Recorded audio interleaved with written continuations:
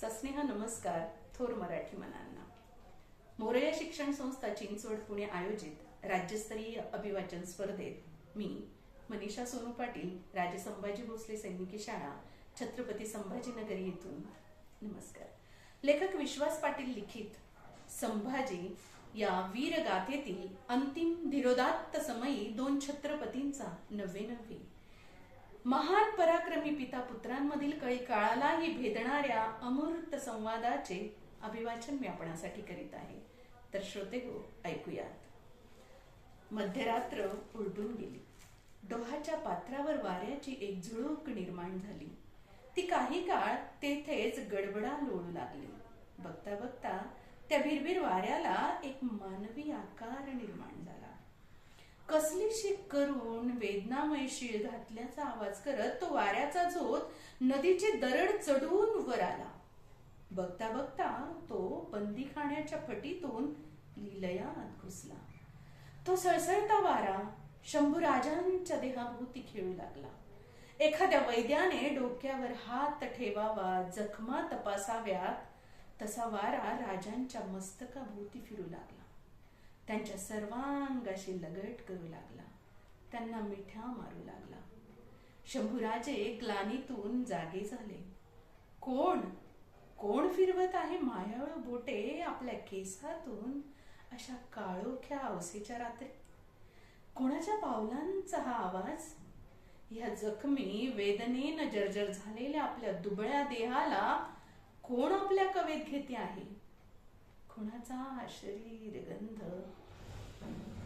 हा उष्ण श्वास हवा हवासा वाटणारा ओळखीचा? शंभूराजांची गात्रे फुलून आली. जखमी नेत्रहीन डोळ्यातून चिकट द्रव वाहू लागला. ते पुरते मोहरून गेले.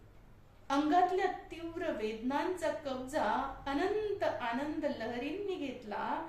तोवर समोरच्या अदृश्य हाताचा तळवा राजांच्या भव्य कपाळावरून फिरू लागला. गालाला चुंबनाचा स्पर्श झाला.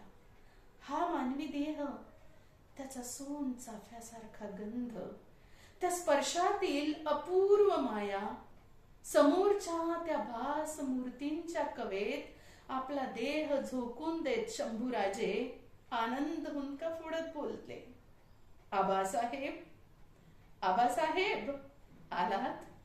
अखेरच्या रात्री आपल्या शंभू बाळाला भेटायला?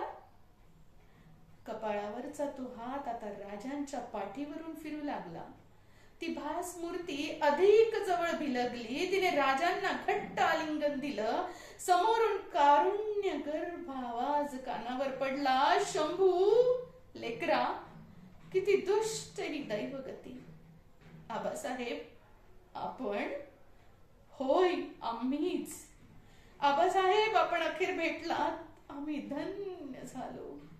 या शंभूकडून काही गुन्हे घडले असल्यास माफ करा आबासाहेब. लेकरा, असं बोलू तरी नकोस. घोड्याच्या पाठीवर आपलं सिंहासन लादून असा एखादाच महायोद्धा देश धर्म मातीसाठी 8 वर्ष जंग छेडू शकतो. यश अपयशाच्या तडाख्यांची पर्वा न करता अवघ्या 32 वर्षांच्या उंबरठ्यावर औरंग्यासारख्या कळी काळाशी तू दिलेली कडवी झुंज केवळ अद्वितीय आणि अद्भुत आहे बेटा शंभू.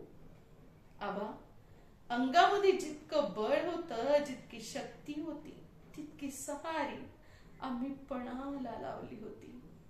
अरे, झोपेचं सोंग घेतलेले मतलबी कुंभकर्ण तुझ्या या महासाहसाकडे दुर्लक्ष करतील. पण सह्याद्रीच्या प्रत्येक दरीत वाटा, आड वाटांवर, घाटा गवंडांवर, महाराष्ट्र भूवरच्या दूर दूरच्या प्रदेशात, बुऱ्हाणपूरच्या वेशीपासून त्रिचनापल्लीच्या तामिळ देशापर्यंत ज्या पाषाणांवर, मातीवर तू आणि तुझ्या सहस्त्र सहकाऱ्यांनी रक्त सांडलं, ती माती आणि ते पाषाण कसे विसरतील? असा कृतज्ञपणा दाखवायला त्या काय मनुष्य जाती आहेत? आबासाहेब, आम्ही तो बदनाम.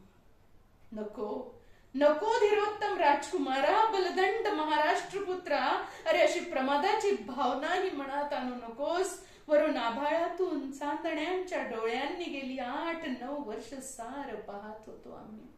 एक खरी खरी गोष्ट सांगू तुला शंभू आबासाहेब, या जन्म मृत्यूच्या दुष्ट परमेश्वरी खेळाने आमचे हात जखडले आहेत म्हणून अन्यथा स्वर्गाच्या महादरवाजांना ढुसण्या मारून आम्ही तिथून केव्हाच बाहेर पडलो असतो. हातात खड्ग घेऊन माझ्या महापराक्रमी लेकरा तुझ्या मदतीला आम्ही स्वतः कधीच धावून आलो असतो. आबासाहेब, ह्या कोंडलेल्या दिशा, आप्त स्वकीयांचे काळजावरचे घातकी वार, जीव अगदी भांबावून गेला होता. काळाने हातामधले शस्त्र नेले, नेत्रही नेले. शंभूराजा, अंधकाराच्या काटेरी वाटा तुडवताना तुझ्या चर्येवर निराशेचा एखादा ओरखडाही तू कधी येऊ दिला नाहीस. आता दिलाच्या कोपऱ्यात सुद्धा अपराधीपणाची पुसटसी कणही ठेवू नकोस. आज ना उद्या कधी ना कधी तुझ्या कार्यापुढं सर्वांना आदरानं मस्तक झुकवावी लागतील. आपल्या बुद्धिबळानं आणि बाहुबळानं तू 5 लाख माणसांच्या आणि 4 लाख जनावरांच्या मोगली महापुरास 8 वर्ष तुंबा घातलास. कदाचित दुर्दैवानं अवघ्या 5-6 महिन्यात तू पातशहाच्या रेट्यापुढे मोडून पडला असतास. त्या पापी औरंग्याची जीत झाली असती आणि हातामध्ये जिझियाकराचे काटेरी शस्त्र घेऊन आलेल्या मोगलांचा महापूर या प्रदेशात फुटला असता, तर तुकोबा रामदासांचा आणि शिवाजीचा महाराष्ट्र कुठे किती उरला असता. शंभूराजांनी राजांच्या खांद्यावर मान टाकली. त्या मायेच्या उभीने त्यांना धन्य धन्य वाटत होतं. पुत्र भावा ऐसा गुंडा, ज्याचा तिन्ही लोकी झेंडा. आबासाहेब, आपल्या शब्दांनी आम्ही पावन झालो. मृत्यूच्या उंबरठ्यावर आज आमच्या काळजात कोणतंही शल्य उरलेलं नाही. उलट मृत्यूला मिठी मारण्यासाठी आम्ही अधीर झालो आहोत. या संभाजीच्या मृत्यूने मेलेला महाराष्ट्र जागा होणार असेल, गवताला भाले फुटून आलमगीर पातशाची कबर इथे दक्षिणेतच गाडली जाणार असेल, तर असा मृत्यू आम्हाला भाग्यदायीच वाटेल. आबासाहेब, जगदंब जगदंब. धन्यवाद.